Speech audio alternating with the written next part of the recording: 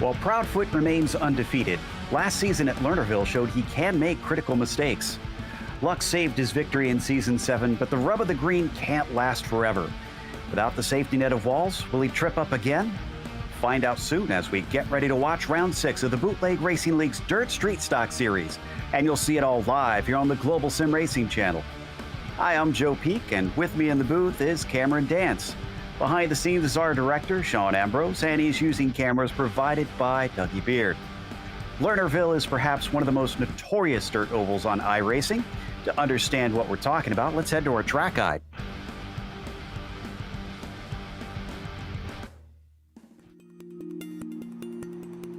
Welcome to Lernerville Speedway, a staple in the Pennsylvania dirt track racing scene. For over 50 years, Lernerville Speedway has hosted sprint cars, late models, and modifieds on a weekly basis with annual visits from the world of outlaws.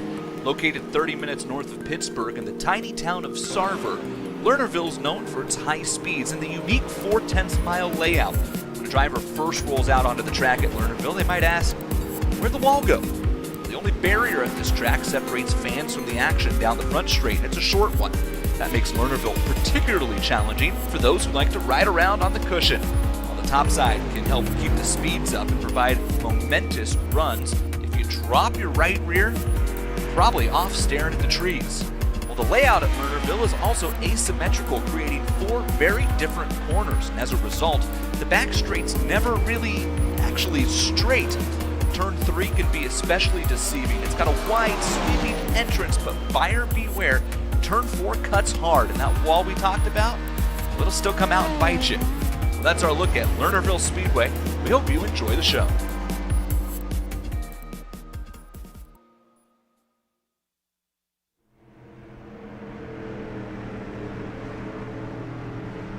Well, it's just shy of a half-miler, but without the walls and with the progressive banking, Cam, how do you expect it to play out with these dirt street stocks trying to navigate this place?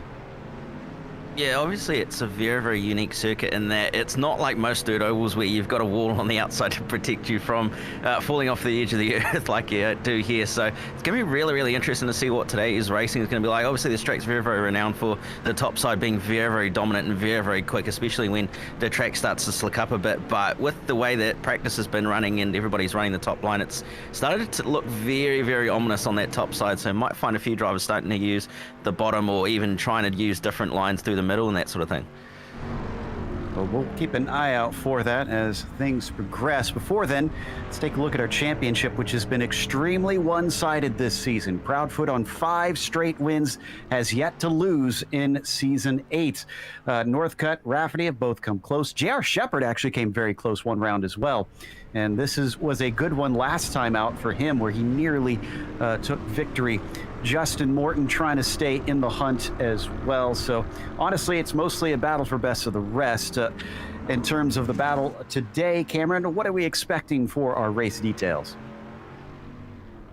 Yeah, it's going to be pretty much a standard dirt style event. Obviously, you've got the heats, B-main, and then obviously the feature. 2 cars advance from each heat, so it's going to be very, very tough for all these drivers to try and make their way through to auto-transferring to the A-main, but the 40-lap feature is going to be very, very tough as well with the fact that it's such a long race, especially in these things around this sort of track where you're doing 19-second laps compared to the sort of 12 or 13 seconds that you might do in a full 10 sprint car. So it's going to be a little bit of a sort of an endurance race for these guys in the dirt street stocks, but nevertheless, it should be an awesome show.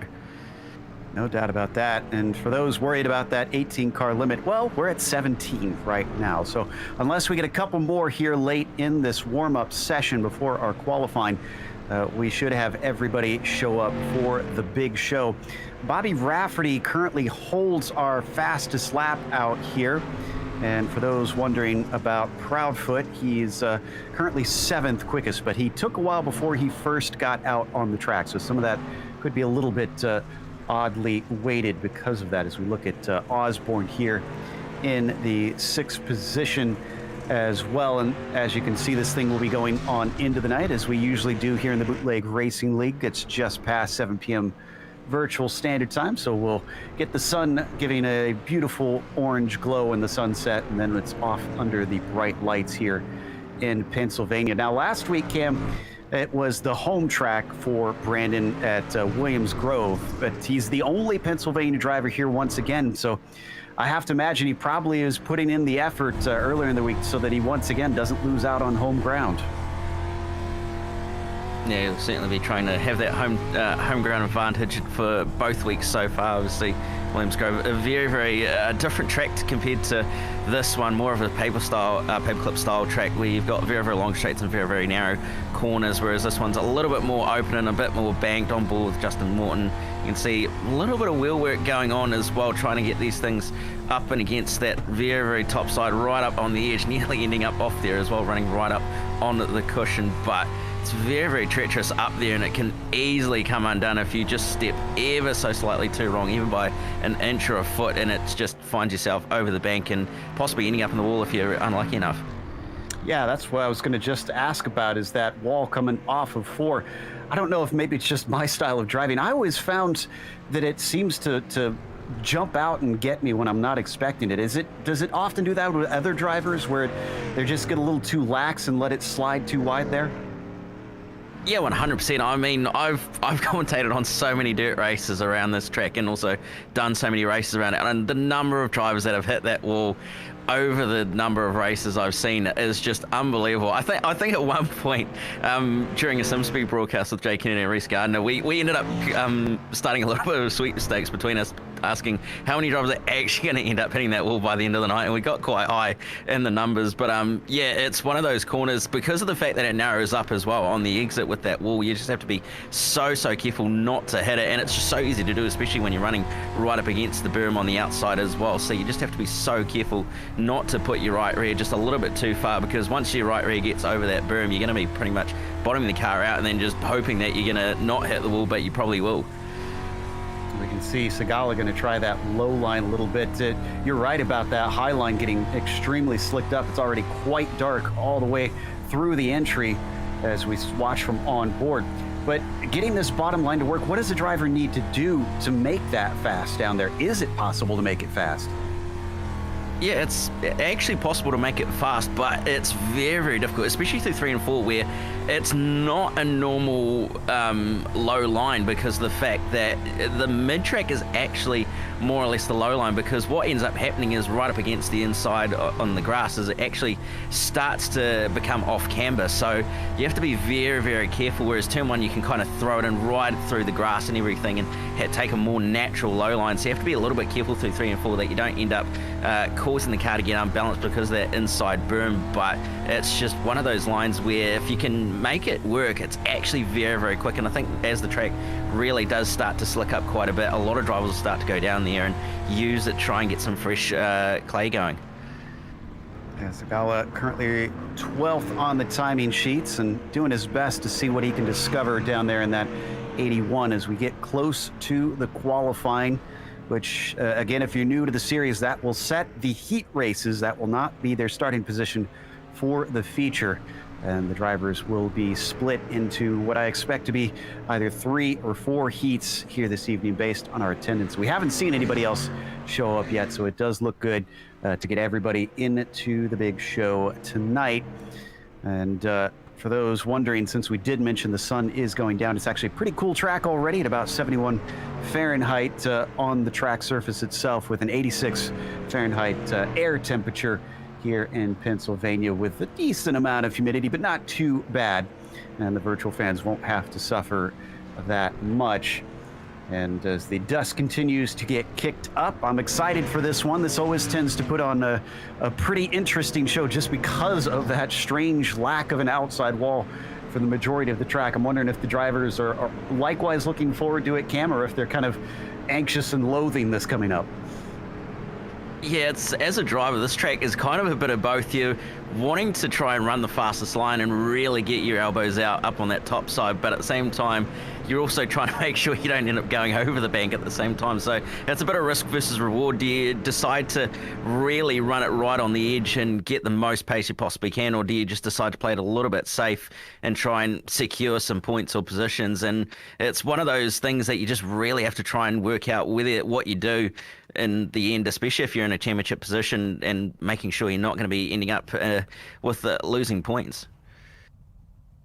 Yeah, last time our 3 drivers fighting for the victory all went off that berm at some point, and yet none of them caused a caution until the very end when it wound up sending someone into the wall outside of 4. But before that, just swapping it back and forth between them, each one leading a new number of laps. This is 75 is the first to perfectly demonstrate what not to do here in the qualifying. So I guess that first lap not going to be terribly quick for him. I think Seneca in the 61 is going to be our first one to be able to set a time.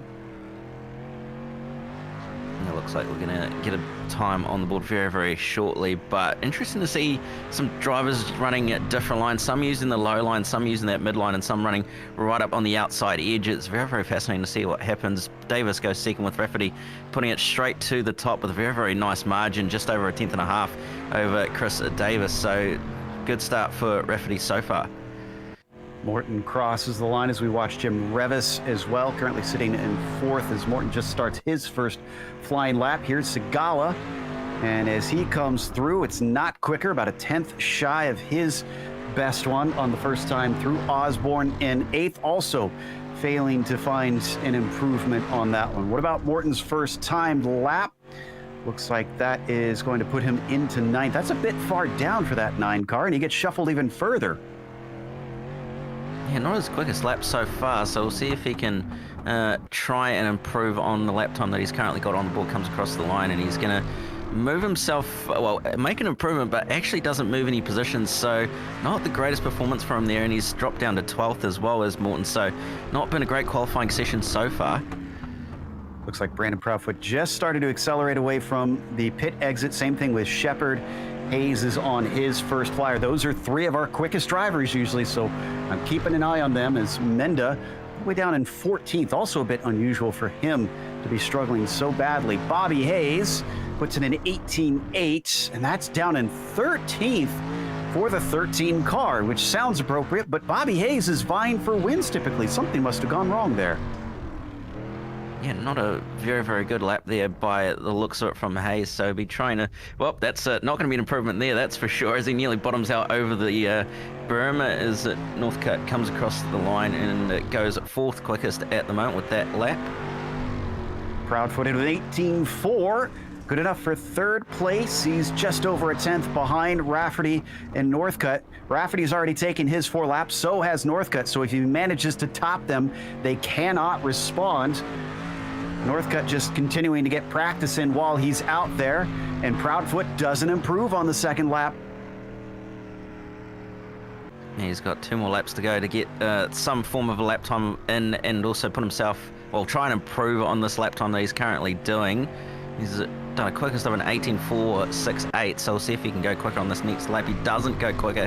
He has 1 more lap, so we'll see what he can do. Running right up on the inside edge through 1 and 2 to try and use some of that fresh clay that's down there. But we'll see if the lap time is going to have any sort of impact right up on the inside through 3 and 4 as well. Comes out of 4 and he's not going to improve, so it's going to be P3 for him in qualifying. That is everybody for qualifying. All drivers have set 4 laps, even though we've got a minute to go. Interesting to note about Bobby Hayes. He failed to set a good time on his last lap as well. Only a 20.5. He actually just dipped the wheels over the outside edge, and that cost him seconds around this track. Well, this will be fascinating because we could see some drivers have to charge up through the field, especially since it has since been limited to only 2 drivers advancing. It used to be 3 that made it through, but now only 2 will automatically work their way into the feature. And if Bobby Hayes is starting from the back in that feature race, I don't know that he's really going to be able to do much to get himself all the way to the front here as he's continuing to practice and continue to have the exact same problem he had on his hot laps. Yeah, it's certainly going to be a problem that I think a lot of drivers are going to face over the course of the night as well, with that wall catching out a lot of drivers and that outside edge catching out a lot of drivers as well. But yeah, it's going to be a lot of hard work, especially for some of those quick guys starting down further in the pack that they normally wouldn't find themselves in, the likes of Morton, Hayes and that, but heats will at least give them some form of a chance to try and make something happen. Which brings us to our first heat race of the And on the pole for that, it is Bobby Rafferty. J.R. Shepard will be to his outside as Garrett Austin starts in third.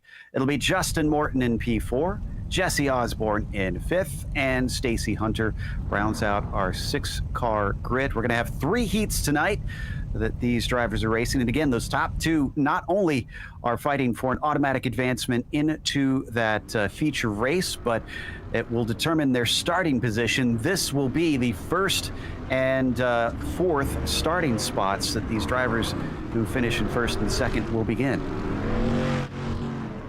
Yeah, so making sure you finish well in the heats is going to be very, very important to try and get yourself starting in a good position for the feature, especially if you can auto transfer as well. Obviously, those top 2 being the auto transfer spots for the A main, so trying to move your way through as quickly as you possibly can if you're starting a little bit further down is going to be very, very important. But with 6 laps on the board, it's going to be very, very tough to make your way through quickly, especially with everybody being so close in terms of lap time.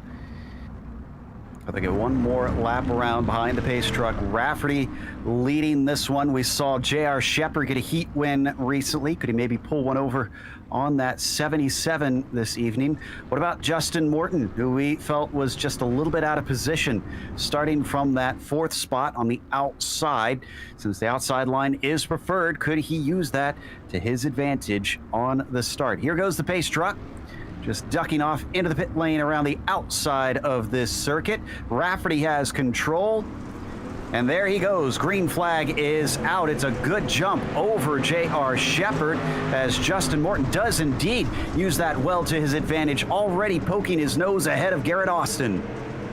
Yeah, using that high line to great effect as Austin has to check up a little bit and actually picks up Osborne just behind as well. But Morton already up into P3 with a very, very good start, running right up on the outside as well. So he's made a very, very good start, and he's going to be looking to try and close that gap down to Shepard and Rafferty as well. Rafferty with a very, very comfortable lead at the moment. Shepard doesn't look like he's really able to match him, but Morton's not too far behind, so they're going to have to be a little bit careful that they don't hold each other up.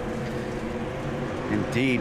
Morton would love to try and snatch that advancing spot away from them as they come around to 4 to go now, but he's not getting awful close, and Shepard is threatening a little bit on that 77, just right in the tire tracks of that yellow and blue car. Yeah, it looked like Rafferty just made a very, very slight mistake on the way onto the back straight, and that caused Shepard to close that gap up. So the pressure being applied in bucket loads here from Shepard onto Rafferty, and Rafferty possibly feeling an ever so slight bit of it in changing line as well. Running slightly higher on the way through 3 was Shepard trying to make something work, but very, very equal between these two currently, and it was a slight lap time advantage as well to Shepard. So Shepard has a little bit in him, but needs to try and make something happen here. Yeah, because this is the white flag. 1 to go for our drivers across the line. They're definitely leaving Morton behind as they go through 1 and 2. So the threat isn't there. Trying that low exit, the 98 still can't quite find the grip. Down through 3 and 4, just nothing doing for JR as Rafferty's going to take the heat win. Shepard will advance, and then from there it is Morton, Austin barely beating out Osborne, and Hunter rounding out your field, going off into the consolation race a little bit later. We now head to the second heat of the night. It is going to be Billy Northcutt on the top of this one. Steven Spies starts from second. Revis will be in third. You've got Ryan Sineker to his outside, John Wilson from P5, and Jason Menda rounding out your 6-car field here today. So if you were in this second group here, Cam, and you were watching that first heat, what would you have picked out of that kind of informed you about what's important here tonight? Well, I think the main thing is obviously moving your way forward as quickly as possible is obviously the main one if you're starting a little bit further back, but also just watching what the drivers were doing in terms of lines and what might have been quicker, what might have not been the best line, what would have been a better defensive line, what would have been a more offensive line sort of thing. So that's probably the main things, is just monitoring what everybody did in terms of line and what the track might have done in progression, where it might have got a little bit slicker compared to before, or where you might want to be running instead. So it's very, very very, very fascinating in terms of monitoring what the track's going to be doing and what everybody else is doing to try and get a little bit of pace or make things happen, and especially passes where it's currently very, very equal between everybody and seemingly quite hard to get passes done, especially with these cars that are very, very momentum based. So trying to throw a slide job, it might not necessarily be the way to go at this point unless you get a very, very good run, but you might see a few coming up very shortly. We'll see here as Northcutt will have control in that 00 machine. Out of the last corner, he waits a little bit longer. Green flag is out, and it gives him a very poor jump. In fact, Steven Spies is going to be able to get ahead of him down into the first corner. Can he hold on to it on the exit? Behind them, Jim Revis taking a little bit of a poke on the high side. That's Seneker now sizing up the 0 car. Northcutt, though, is in second and in dire straits. Yeah, just not quite able to make that bottom line work. He moves back up to the top side. Seeker into the outside wall, down the front straight. 3 wide, why don't you, through 1 and 2. Seeker still continuing to run that top side, making it work quite nicely, but struggling to find a way on by Ravis, who's running that bottom side, and it's looking like it's working a little bit well, actually, and it's starting to come into its own, but at the moment it's very, very equal, and that battle for the lead as well as raging on is Northcutt trying to find a way on by Spees. Revis part of that Jim Beaver Esports team, so I'm sure that is valuable information he's probably relaying to his teammates in the next heat. Around the outside, Billy Northcutt had a huge head of steam down the front stretch. Now with 3 to go, he gets the outside line he was looking for, and he is back in front of the 55. Yeah, very, very heads-up driving there to get around the outside of Spees, who's now started to fall back a little bit into the clutches of Revis, who's right on the tail of him, running that slightly higher line now as well, trying to get a bit of momentum going, but he's not quite going to be able to get the move done here. So it's gone back to how it started, essentially. As they come off of turn 4, Revis going way to the outside, but keeps it out of the wall. Last lap around Northcutt, looking to try and keep hold of this victory, even though it was nearly taken away from him early in the race. 55 just doesn't have the pace. He's already fallen back. In fact, he might find him falling out of the advancing spots. It was a valiant effort from Revis, but the win goes to Northcutt. Second goes to Spees, and Revis will not quite get through. He'll be sent to the consolation race. Seneker, Menda, and Wilson round out that group. Let's head to the third and final heat race of the night.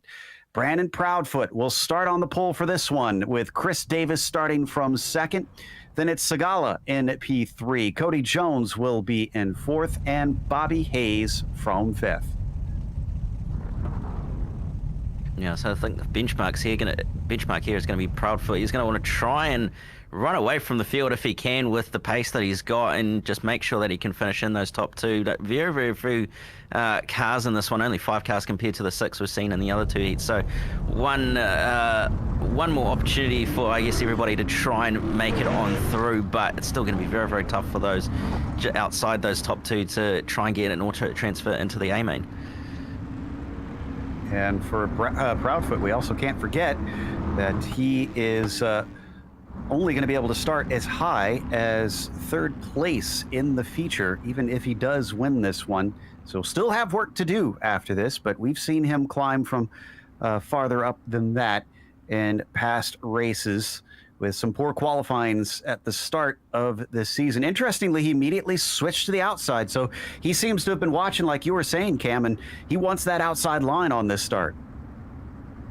Yeah, he certainly does want that outside line. Obviously, watching previous races, it seems to give a lot more momentum, especially off the start as well. It seems to favor the high side as well, that high line. So we'll see what he's going to do here, whether Davis might have something for him on the inside out of turn 4 and on the way into turn 1. Might be able to throw a slide job, might be able to get up the inside and make something happen, but we'll have to wait and see as the pace truck is off and we're about to go racing. Indeed, and watch out for that number 13 at the very back of this group. Green flag is out. Ooh, it's a very poor start for Chris Davis. Looks like Cody Jones is going to try and take advantage of that as he rides the rim on the outside. Looks for the momentum. He'll get a better shot off the corner down into 3. He had a nose slightly ahead, but can he finish the job? It's looking like he's just going to be able to get the job done right around the outside, into the outside fence for good measure as well, but managing to both survive that one and tell another story for another day. But Davis sliding back up to the top side to try and get it off the number 7, and he's going to just get it done. And Jones going to be left to hang up to dry on the inside, unfortunately losing all that momentum that he had, and he slots back into third. Successful defense from the 7 of Chris Davis. Jones in P3. Bobby Hayes gets a spot over Joe Segala. He's now up into 4th. 2 more spots that he has to go through to get to the feature, but he's only going to have 3 laps to do it as we hit the halfway mark of this heat. Yeah, time's starting to run out, and so are laps very, very quickly for Jones and Hayes to try and make something happen and try and get back to Davis and Proudfoot. Proudfoot's checked out from pretty much everybody else and running extremely quick lap times compared to the rest of the field, but Davis just continuing to try and put in consistent laps here to try and make sure that Jones and Hayes don't make anything happen. Hayes looks down to the bottom side on Jones and going to drop alongside on the exit of 2, but momentum not going to be on his side, and he's going to have to try and make that bottom side work a little bit more, but Jones just making the top side work so much better and having momentum. Yeah, just can't keep the speed up. The 13's giving it his all, though. Oh, and he slides a little too much, loses his speed, and that could scupper his hopes as we're on the final lap, and Proudfoot is coming to the checkered flag now. Dominated this heat in emphatic fashion, takes the win as Davis follows him home in the transfer spot. Then it's Jones, Hayes, and Segala wrapping up our heat races for the evening, meaning we have now come to the B main race as we hit the consolation. It is going to be Justin Morton who starts at the top of this one. Jim Revis will be in 2nd as Cody Jones starts from 3rd. Garrett Austin will be P4 as Ryan Seneca starts in 5th. And it's Bobby Hayes in the 6th position. Jesse Osborne starts from 7th, and Jason Menda in P8. Segala will start from 9th. Hunter and Wilson round out your field of drivers. And again, every single one of them will get through into the feature, as it seems that Revis is a little too eager to get going. Takes off before the pace truck does. There we go. Now he's going to allow him to catch up. But again, these drivers only going to start as high as 7th place if they win today, Cam. Yeah, so they're still going to be starting around in that sort of mid-pack area, but 40-lap feature ahead for these guys once they've finished their B main. And I guess there's some advantage as well for these drivers, is that they're going to have an idea of what the track's actually going to be like heading into this feature as well. The likes of maybe Bobby Rafferty and that are not quite going to be able to know what this track's done. I mean, they're obviously going to have visual representation of what it's done and how it's formed up now, but they're not actually going to have any sort of experience as to what this track's going to feel like until this feature, with the fact that they haven't been on track since their heat. So it's going to be really, really interesting to see what's going to happen and who's going to do what in this B main, but it's going to be very, very telling to know that they've got that experience under their belt when they go into the feature. Certainly is. Hope everybody's been taking notes out there before they have to put the pencils down and take the test, get behind the wheel. There goes the pace truck heading off into the pit lane. Revis is going to take control. Green flag is out. Morton around the outside gets a very good jump.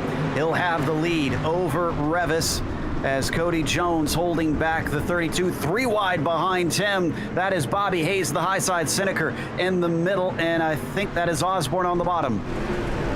Yeah, Osborne trying to make the bottom side work. Seneca right in the middle, keeping that momentum up to try and keep up with it. Menda, but Menda's going to drive it around the outside of both of them nearly. There's a bit of a checkup going on from Osborne on the bottom side, and Seeker's going to get left behind, and now around the outside is Osborne, but it's on just ahead of them as Hayes trying to make work around the outside on Austin. Longer race than before at 8 laps, but it's still going to go by quickly, as I saw a lot of bobbling from Cody Jones in his battle with Austin. Austin going to take P3 away, and Bobby Hayes wants to try and take advantage of that, nearly getting into the side of that 27 down low. That didn't work for him in the heat, and it's not going to work for him in the consolation either. Yeah, the bottom side not really having any strong points at this stage, at least from an exit perspective. It just lost all the momentum. That was close. There was a problem between Morton and Revis And I think Morton, yeah, he successfully defended on Revis, but the 21 had a poke to the inside. Yeah, he's looking very, very racy as Revis at the moment on the battle for the lead. Morton's trying everything to hold on to the lead, but just behind as well. Hayes and Jones still going at it side by side. They're 2 by 2 rows deep on the way through 3 and 4, but the outside line still an advantage, but that middle line is starting to have some form of grip as well, coming back into its own with that little bit of a grip strip that's going through there, but it's very, very close. There's a little bit of contact going on between them as well. That was Jones getting hit by Menda, and that actually helped out the 13 a ton. As now Hayes, whoa, and a slam into the outside wall. Jones gets hit once again, and this time there was nothing to save him. Yeah, not quite sure what actually happened there. He just seemed to go straight ahead and into the wall, unfortunately. Not sure if he's carrying damage of some sort, but just didn't turn the corner at all and ended up in the wall, unfortunately. White flag's in the air, and it's on for the lead as well, as Morton having to go a little bit defensive. Revis going to get a drive off the corner. That's going to be very, very good. Not quite going to be able to draw up alongside, and he's going to try and make the outside line work. Morton's in the middle. He's going to not quite have the pace, and unfortunately, Morton's going to just hold on to that one, with Revis coming home second.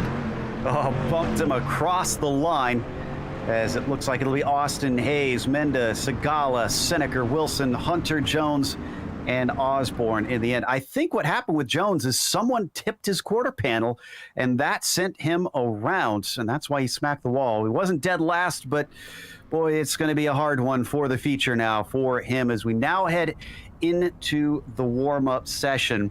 Out of all that, Cam, what is the biggest thing that stuck out to you out of those heat races in that consolation race?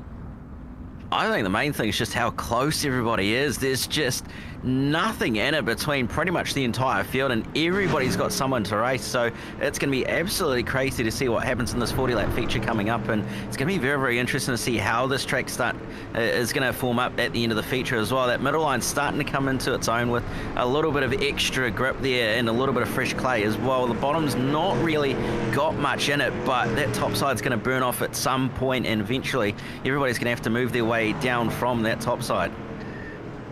I'm kind of curious if there's some rivalries maybe that might happen here, because Bobby Rafferty, starting on the pole here in the feature, is not from Pennsylvania, but just a hair north, as we see Northcutt facing the wrong way out of the pit exit. Rafferty in that 77 from New York. So just over the border here, and he's going to be starting on the top spot. I actually almost have to ask our director in the background instead. Is there much of a rivalry between New York and Pennsylvania up there? Not so much. So maybe hopefully there won't be too many hurt feelings, but I'm sure Bobby will want to try and see if he can pull this away and finally defeat Brandon Proudfoot on home turf here. The only other close one we've got is Chris Davis, hailing from the New England club. I'm not sure where in New England. I'll have to ask him exactly what area he is calling home right now as we watch the drivers try and pick up a few clues as to what's good here in this 5-minute warm-up session. Do these warm-up sessions usually mean a lot to you racing on the oval side, Cam, or is it kind of procedural? I guess it depends on what situation you're in. If you're starting down the back, it's probably not too much of an importance because of the fact that you've been on track for the past few minutes, with the fact you're in the B main and that sort of thing. But if you're starting on near the front of the grid where you haven't been on track for pretty much the majority of the night since your heat race, it's very, very beneficial to get out there and turn a few laps to at least get an idea of what the track's like and what sort of pace you might be running compared to those around you. So it's very, very helpful for those who haven't been on track since early in the night, but for those who have been on track pretty much all night since the B main, it's not too much of an importance to get out there and turn some laps. Now, right now we've had at least 13 of them out and running. We're waiting on, it's like actually I think some of the last 3 are getting out there on the circuit now to try and get some practice in these final 2 laps. And it is fixed setup in this series, so they don't have to worry about trying to tweak the car. So I'm not sure what was holding them up as we see the car of Justin Morton with the fastest lap here at only 18 thousandths of a second over Billy Northcutt, and it's pretty narrow behind them as well. You were talking about that earlier, the incredible gaps here. It's 3 thousandths back to J.R. Shepard, 13 thousandths back to Cody Jones. So we don't get to a second back from the warm-up until you get to Revis in 8th place. So it just shows how close it is between all these guys, and pretty much, and they're not all necessarily running the exact same line as well. Obviously, they're similar in that they're all mostly running the top side, but for the most part, there's very, very small discrepancies in the line, and some guys running the midline and also the bottom as well, and that's showing just how close it is now, equal it is between majority of this field and how close this track is at the moment in terms of where it's at wear-wise. Now, you talked a little bit about the differences in starting up front and starting in back and the practice that you've had in recent times. What about the differences in the visibility? Because we had a little bit of that when we saw the B main, but we're going to have even more cars here in the feature. When you're towards the tail end of the field, does it get pretty hard to see? Yeah, obviously with iRacing's new dust update that they've brought recently, it does make it quite difficult if you are starting further back with a large field, and it can get a little bit hazardous as you're not actually sure what's happening in front of you. You're kind of just driving up by braille more or less and what you know where the track goes. So it can be very, very difficult in large fields where it gets quite dusty and you end up with a situation where you don't know where you're actually going. But for the most part, it's still reasonably easy. Obviously, you've got tear-offs and everything, so still able to have some idea, but the dust is really, really quite something when you're deep in the pack. Well, we'll see how our drivers who are starting that deep will handle it today as we head to the grid. And Bobby Rafferty is going to be starting from the pole. Billy Northcutt will be in P2. Then you've got Brandon Proudfoot starting from third. It is J.R. Shepard in P4 today, and Steven Speed's on the inside of row 3. Chris Davis starts from 6. Justin Morton will be in 7th place as Jim Revis starts to his outside in 8th. It's Garrett Austin starting 9th. Outside of row 5, Cam, we've got Bobby Hayes in 10th. What's the rest of the field look like? On row 6, you're going to have Jason Mender and Joe Segala in 11th and 12th. Ryan Sinker and John Wilson on row 7 and 13th and 14th. Stacey Hunter going to round out the top 15, and Kobe Jones to round out row 8, with Jesse Osborne on row 9 to round out the 17-car field. Rafferty's going to start from the inside, so doesn't like what he saw from the other drivers who elected to start from the outside. And no, he switches around. Okay, so false alarm. Just didn't give it long enough to try and wait and see. Billy Northcutt down to his inside. But interestingly, we've only got Rafferty for that Jim Beaver Esports team and Proudfoot up towards the front. You do have Revis back there as well, but then you have to go back to Bobby Hayes starting from P10 as well for that JBE Dirt Motorsports team. And are they not going to be quite as dominant as we've seen in recent rounds? Can the 22 make it 6 straight, or is his teammate Bobby Rafferty going to stop the streak as we come around turns 3 and 4? Rafferty waiting on it, and now he goes. Green flag is out for round 6 in the Bootleg Racing League Dirt Street Stock Series. It's a huge jump over Northcutt, who already finds J.R. Shepard around his outside. Yeah, not a very, very good start at all, and Shepard's going to drive it around the outside with great ease on Northcutt. He's just going to try and run that bottom side. It's much, much fresher, and it's, working a little bit, but the momentum on the exit just not quite working in his favour. Shepard's going to get the position off him in the end, and around the outside coming is Proudfoot with an absolute head of steam. Now this might be another position lost by Northcutt. He started on the front row. Is he already going to find himself in 4th before we even get to lap 10? Here comes the 22. It's looking like it. Out of line. The 0 really needs to get himself to the top side because that bottom's not working for him. Yeah, it certainly isn't, and he's about to get freight trained very, very quickly if he's not too careful, especially with the fact he's got Ravis right up behind him, so he needs to get up to that top side as quickly as he possibly can, or he's going to find himself in a little bit of strife. But Ravis having Davis right on his tail as well, so he needs to get a little bit of a hurry up, or he might find himself losing another position. There's been some openings for the 0, and he hasn't taken it yet. Here comes Revis, and he is going to go through as we get our first caution of the night. I see Menda off track. So the 45 seems to be at least a part of this. Not sure if he caused it or not. Let's take a look at the replay. Looks like this happened in 3 and 4. There he is in the black car with red letters. Watch as he comes into 3 here.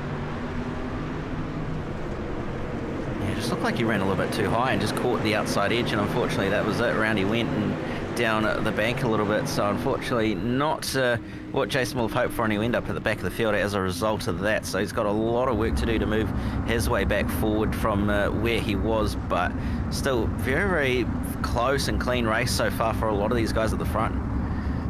Not many positions gained by many of our drivers. I see a few that have taken 2, but not many that have gotten more than that. J.R. Shepherd not doing too bad in that second spot, up from 4th on the grid. So basically reversed what we saw between himself and Northcutt. It was Northcutt starting in P2.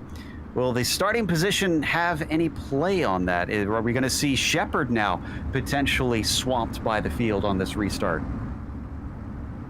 It'll be interesting to see what's going to happen, whether there's a possible disadvantage happening or whether he's going to end up getting a very, very good start. It'll be fascinating to see what happens as they're all going to line up and sort themselves out for this first restart of the feature. It'll be interesting to see if he can actually make that bottom line work, and Proudfoot's going to be on the bottom as well, so he's possibly got a little bit of work to do if the bottom side doesn't quite work in his favour off the restart, and he might have to find himself possibly throwing a slide job or 2. Keep an eye on both of them. If you're new to this type of racing, those laps did not count under yellow, so we restart on lap 6, and the green flag is out. Look at the 22 jump to the bottom to make it 3 wide, but it's not going to help him because there goes Northcutt. He learned his lesson from last time. He goes to the high side, and he's already got the speed to try and overtake both Shepherd and Proudfoot. And Proudfoot running right up on the inside edge, but he's about to get freight trained around the outside by Shepherd, and also Northcutt, who's going to hold on to second. Shepherd's looking there or thereabouts. Davis also getting in there, as well as Ravis, all throwing slide jobs. Morton's about to get involved in this fight as well, just running on the bottom side of the racetrack. He's going to have I think that is Davis just on his outside. No, sorry, that's Spike. He's on his outside. So very, very close between everybody at the moment as Davis gets a little bit too sideways and crossed up. Oh, he got a help from Spees. Spees is off the outside. Davis is down to the inside. Both of them probably not happy about that one as we watch Davis return to the circuit. We're going to take another look at it. Apparently, we found out the sun that he had in the background was drawn by his son, and it was done for a school play as they come through the corner. Yeah, just like you said, he was already a little sideways, and the 55 seemed to just kind of finish it off. Very, very sideways like that as well, and with how slick the track is, it's just, I think he got checked up a little bit as well by Ravis, and by the time he got too sideways, it was pretty much no chance of saving it, especially with how slick it is at the moment, where once you get that sideways, you've got no real chance to properly save it, and everybody else is going to have to check up behind. So really, really unfortunate there that he's ended up losing a few places out of that, but he's hopefully going to be able to work his way back forward. Well, that's 2 quick cautions for us. Is this a track that you often expect, cautions breeding cautions, that we'll just get a spate of yellows because of this? Usually not really. I mean, it's a very, very open track and a very, very flowing track as well. So it's not something like Fairbury or Lanier or somewhere like that where it's very, very tight and compacted and there's not really much room to get things going again after a restart. But obviously, everybody trying to make their way forward and use the restarts to their advantage can cause a few problems sometimes. Obviously, everybody being very, very close as well. That didn't help in that respect, but it'll be interesting to see what happens, and hopefully not too many more cautions after this one. Pace truck is off, and the green flag is in the air, and a very, very good jump from Rafferty, and not a very good jump from Northcutt, who's going to have Proudfoot drive him around at the outside, and Morton's going to follow him on through as well.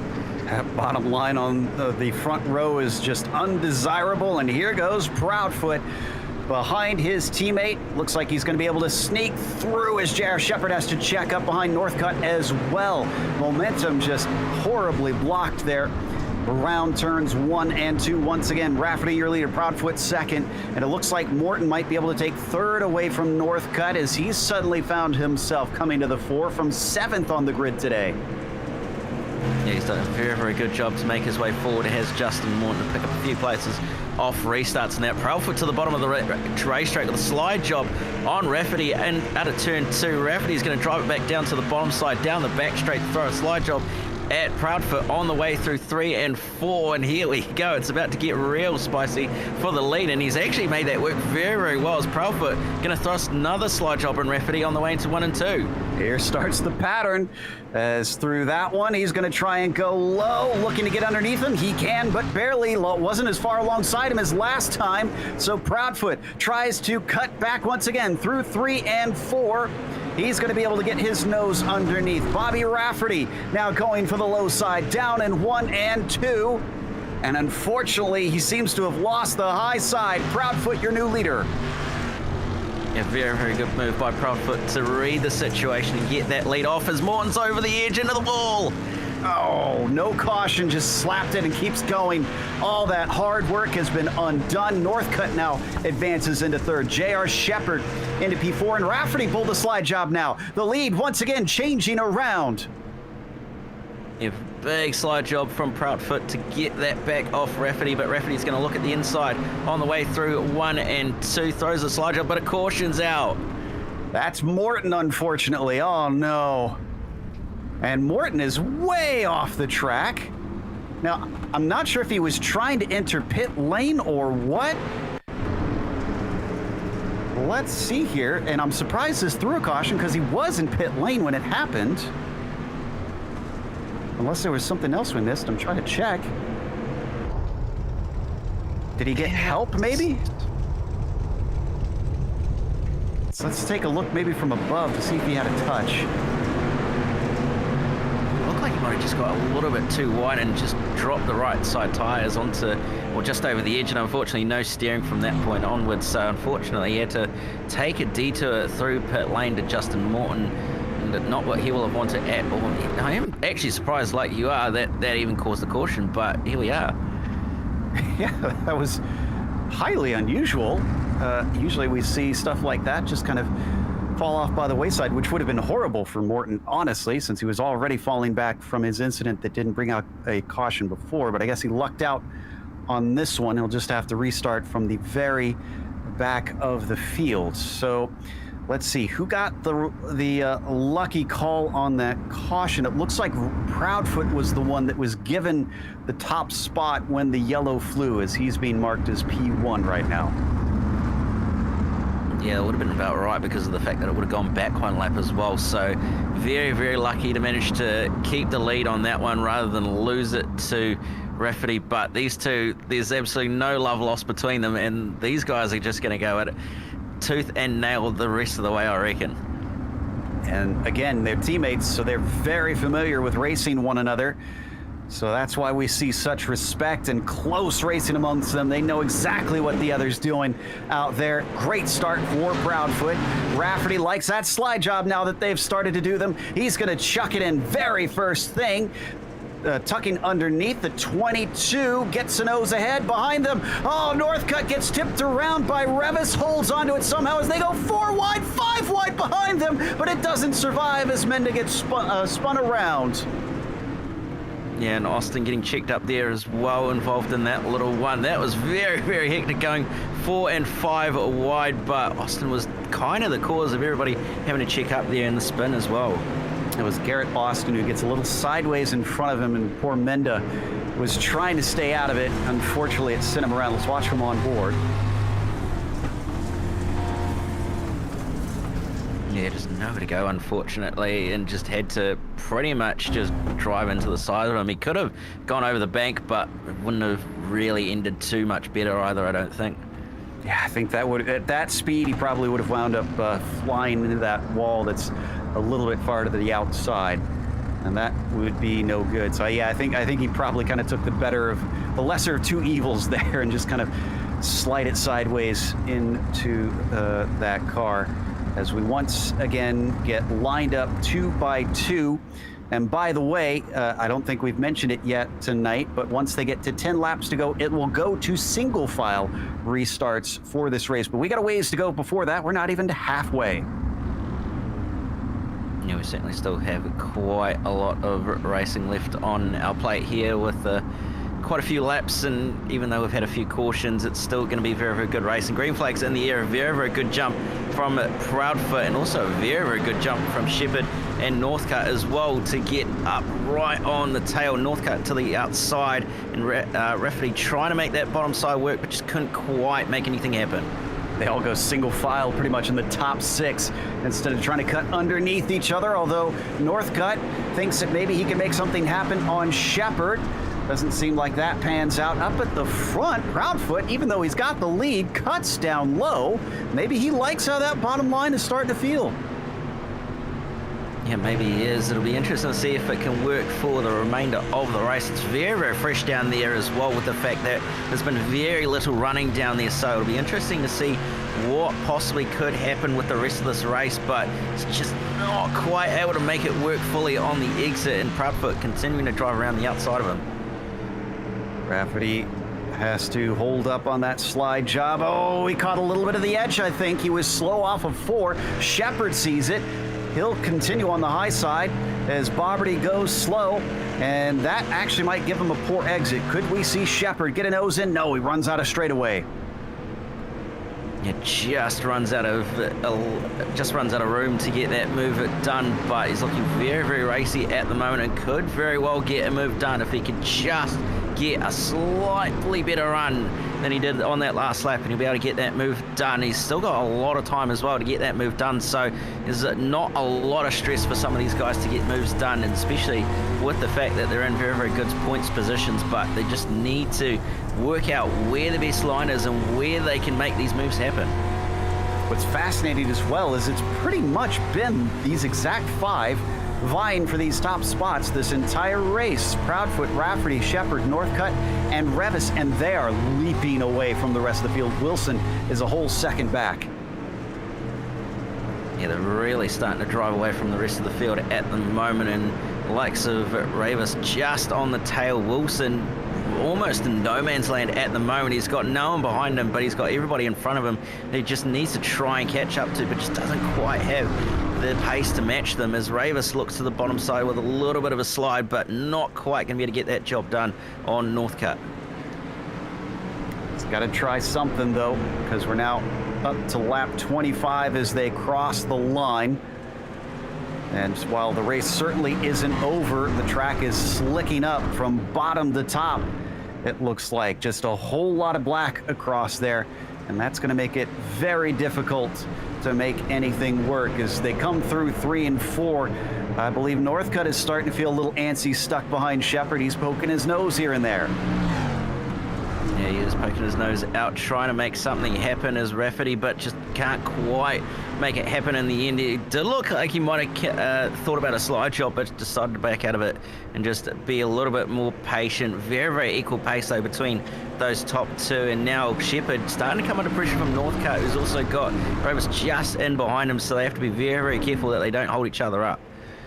Can keep the cameras here, but one thing I want to mention about Wilson, since we brought him up earlier, is that he's actually come up from 14th on the grid. That's very far back in the field, so he's doing a fantastic job of just staying clean where others are not, as we continue to see that 77 work the bottom line through all 4 corners that lap around. Very, very interesting to see that he's trying to use the bottom line, trying to be a little bit different compared to everybody else, and he's making it work okay, but just can't quite make it work the way that he probably won on board with Revis here. right on the tail of Northcutt and also Shepherd, and there's absolutely nothing in it. You can see the wheel work that he's doing to try and keep this thing balanced, keep it straight, avoid sliding too much. We are down to 10 laps to go now, which means any cautions will cause a single file restart, which will make any overtakes on the restarts that much more difficult. And the top two have started to pull a gap themselves. Proudfoot ahead by 0.8 of a second. Rafferty 0.6 back to Shepherd. Looks like now that they've finally gotten a long green flag run, these drivers able to show what they can do. You've already started to spread out a little bit more, and obviously that long green flag run really helping some of those guys at the front build a little bit of a gap as Ravis in the background running down towards the bottom side to try and make something happen, but not going to be able to. That was a big moment there for Northcutt, running right up on the outside edge on the way through 1 and 2. Yeah, he climbed the wall a little bit there on the front stretch, and that's why you saw the right side of the car suddenly go up. Let's see if he does it again. Yeah, he's practically brushing it up against there. I'm not sure if maybe the cushion has actually built up there, and that's what's happening. He usually does build up there, right there on the way into the entry, and make a very, very large bump that you can hit and possibly unsettle the car, but using it to his advantage at the moment to try and get a bit of pace out of this vehicle and also keep up with those in front. But very, very tough work at the moment. As quick as he is, J.R. Shepherd is stuck in front of him. Nothing doing. Lapped car down low. Looks like he's just going to stay out of the desired line. That is actually Stacy Hunter in the 17. So nicely done there by him. And riding the rim is the place to be, as pretty much everybody in the front is doing so, and nobody's exploring anymore. Yeah, everybody seems to have worked out that the top side is the ultimate line that you want to be in. There's no point going down to the bottom or the middle. It's just not enough momentum, especially to get any sort of pace out of the car, unless you're going to throw a slide job on someone. So everybody starting to just put in some consistent laps and bring it on home from here with only a handful to go. 4 to go this time across the line. The 22 is looking like he might take victory 6 in a row. And Rafferty can't do much to try and stop it, but it was a good start, at least for the 77. It's just the pace wasn't there over the entirety of the feature. Around again, 3 to go now, and still not reeling him in maybe as quickly as he'd like. Yeah, it's just so close. You saw the lap time there just before, not even a 10th in it between the two of them, so there's so equal in terms of outright pace that you can just barely not make anything happen, and one small mistake happens. There's a big slide job thrown on the way into turns 1 and 2, and he's going to try and make it happen, but Proudfoot going to hold tough around the outside and keep that position off him. He tried his best, but not going to end up happening there. Is he going to get the white flag next time by? 1 to go. Oh, and he smacks the outside of 4. That is the nail in the coffin for Boberty today. I think he's just going to have to settle for that second place. What can stop this man? The 2 races back-to-back in Pennsylvania will make for 2 wins for Brandon Proudfoot, but his 6th overall in this season, yet to be undefeated. And the Bootleg Racing League Dirt Street Stocks. Rafferty with a 2nd, Shepherd 3rd to finish out the podium. And the remaining cars come across the line with a close one between Segala and Davis. That 7 able to climb his way back through the fields into that 7th place. What a race there amongst our leaders, and Proudfoot showing why he is a double champion. That's going to take us to a quick break. We'll come back with the unofficial results as well as driver interviews, so stick around.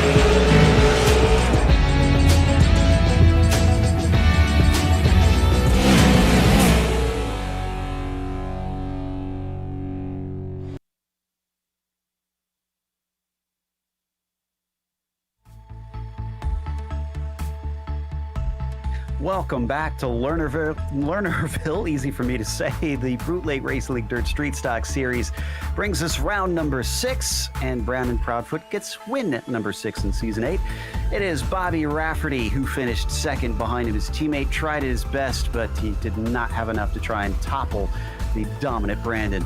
J.R. Shepard still got himself a podium with third, as Billy Northcutt was P4. It is Revis in the 5th spot. Wilson, driver of the race for me, from 14th to 6th for him. Chris Davis had to climb his way back through the field after a few incidents and finished 7th, as Segala was P8. Then it was Bobby Hayes in 9th, and Menda rounds out your top 10. Cam? And you're going to go over the page to Jesse Osborne, who finished 11th from 17th on the grid, so very good performance there. Garrett Austin in 12th, followed by Cody Jones, Stacey Hunter, Justin Morton, unfortunately finishing at 5 laps down after what happened to him, and then Ryan Seneca and Stephen Spies to round out the field. Which brings us to our winner, Brandon Proudfoot, 6th in a row. You are in incredible form here this season, Brandon. But this one, though, you started from 3rd on the grid this time. It took you a little bit to try and eventually get your way up to the lead, and that was a battle with your teammate. Talk to us about that, because so many slide jobs between the two of you.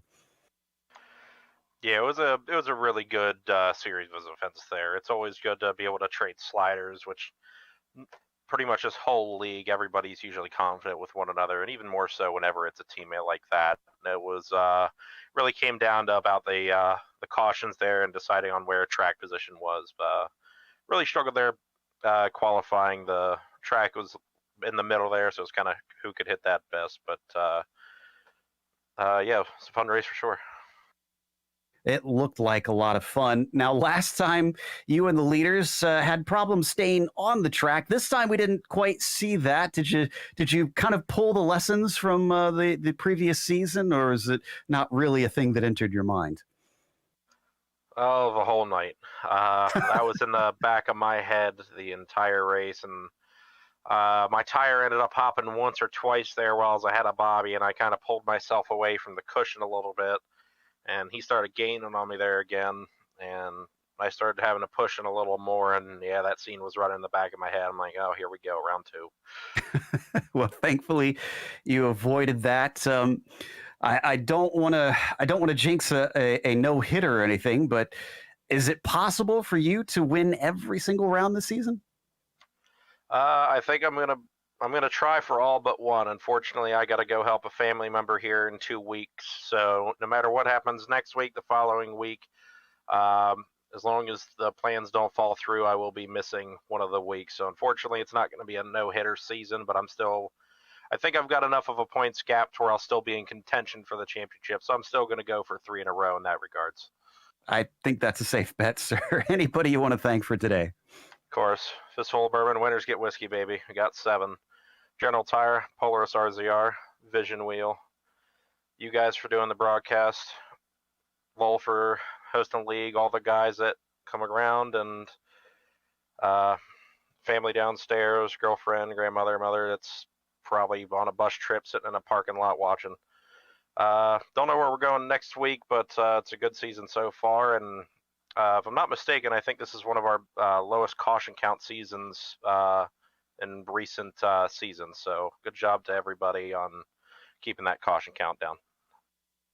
Great stuff. Well, that was Brandon Proudfoot, and we're actually going to Fairbury next week. Up next, though, we have Cam talking to Bobby Rafferty in second. Yeah, it wasn't quite a win for you, Bobby, but nevertheless, a very, very strong result to come home second. Yeah, I'm honestly disgusted with myself. I gave it away. So really not much more I could say but that, congratulations to Brandon, my teammate, 6 out of 6. Move on and see if we could do it again next week and go one better. Now, obviously, the track slicking up quite a lot over the course of the night, and by the end of the feature especially, it made passing quite difficult. Was it actually that tough to pass out there, or was it just the way that it was? If you could set the pass up right, it could work in the end? I was catching them towards the end, and I just kept making silly mistakes and cost myself that slider in 1 and 2. It would have been back and forth just like it was in the middle of the race between me and Brandon.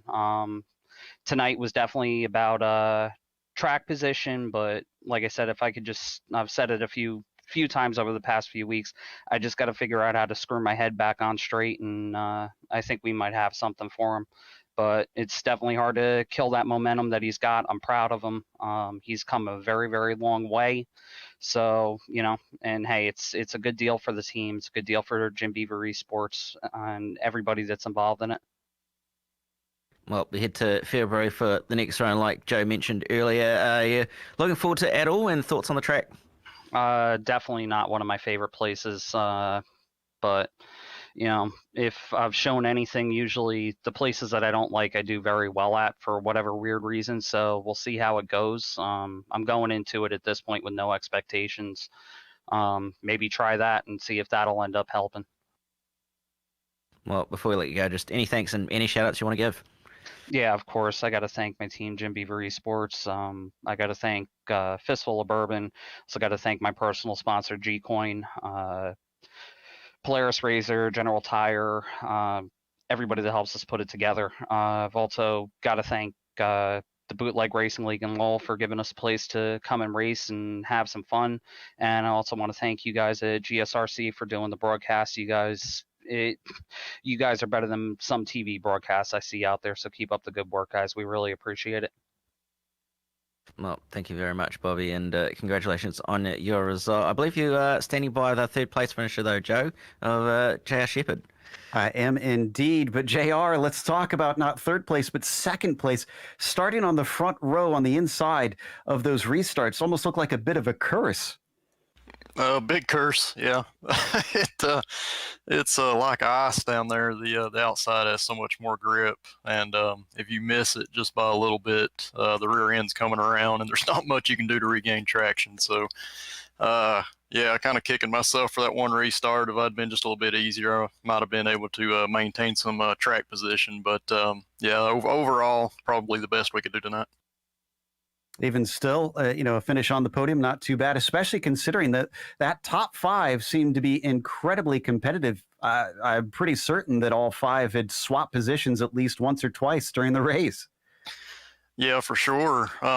Everybody's closed the gap a little bit. I know Brandon may not always have speed in qualifying, but his racecraft is just crazy good. So he's always able to get himself up there. The rest of us, I think, have kind of closed in a little bit on time. So it's producing, I hope, some really good racing to watch for everybody that tunes in each and every Friday. So hopefully that was good. But yeah, just being able to stay close is a big win for me.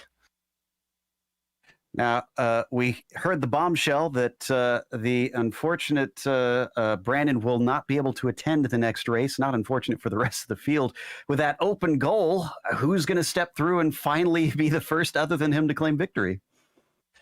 I mean, Bobby's been beating himself up, I think, a little bit just for what he thinks he's making some mistakes, but he's extremely fast each and every week, and he's always been one of the guys at the front of the field. So my money would be on Bobby, if anything. But yeah, the rest of us are trying to close that gap a little bit, and I have weeks where I can do good, and I have weeks where I do really bad. So I'm still working on what I'm doing, and anytime I can get close to the top 3 there, it's a good night. No doubt about that. Well, congratulations again on the podium, and hopefully we'll get to talk to you when we head to Fairbury. I appreciate it, guys. Thank you. That was J.R. Shepherd, third place here today, which is going to round up our interviews. And of course, we want to give a big thank you to the Bootleg.